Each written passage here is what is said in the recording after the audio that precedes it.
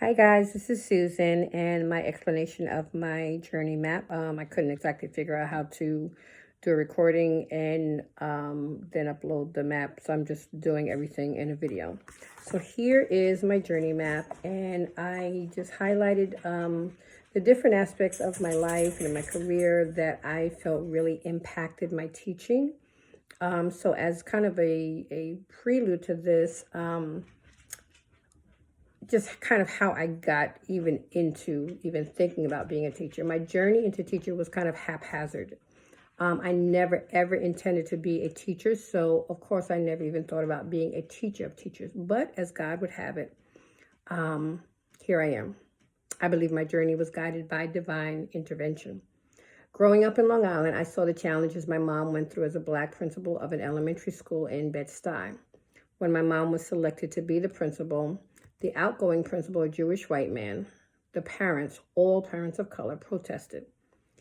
They didn't know my mom, and I believe were used to doing what they had always done and were not open to change. So despite their protests, my mom was confirmed as principal. Eventually, the parents and teachers came to know and love her, but her journey was challenging. Seeing all of this, I vowed I would never, ever go into education. In 1982, I graduated from the University of Maryland. That's where I am. So I start here. So in 1982, I graduated from the University of Maryland College Park with a major in dance performance and a minor in textiles. While on campus, I taught dance class at the Nimboro Cultural Center, which was a center for students of color. And then after graduating, I taught in local dance studios while I auditioned for my big break. I sought employment in the textile industry while I was auditioning, and I landed a job with Vogue and Butterick as a craft pattern maker. Loved that job. I left that job to move to Maryland to marry my college sweetheart. And then in 1988, we moved back to New Jersey as he accepted a job with a newspaper company.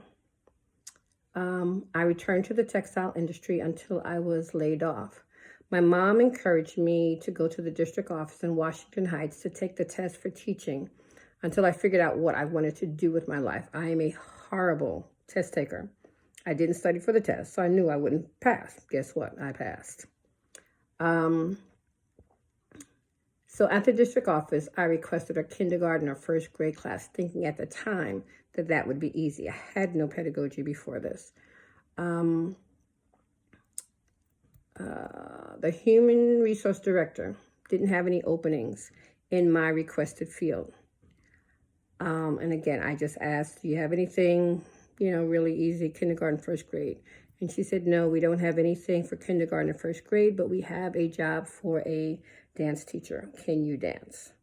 That was my divine intervention. So that's why I put up here, started substitute teaching with the New York City Board of Education, because that was the turning point for me. Up until then, I had no desire, no intentions of going into education, but the turning point was there.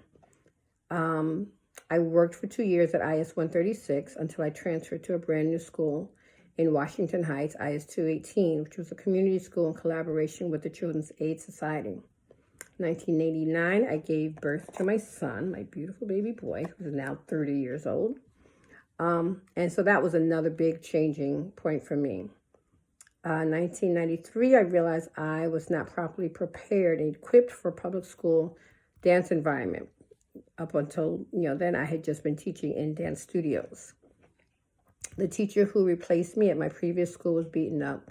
I hadn't taught the teachers to love dance. I taught them to love me.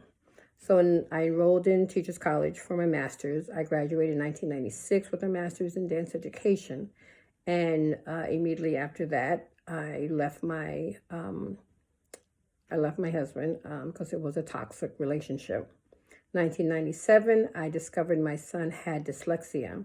And this experience changed the way I taught. 1998, my divorce was final, and I committed to healing myself and my son through dance.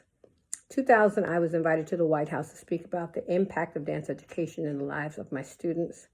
I remarried in 2003.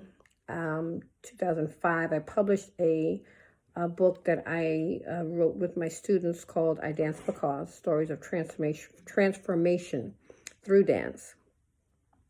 And in 2011, I started teaching with Newark Public Schools.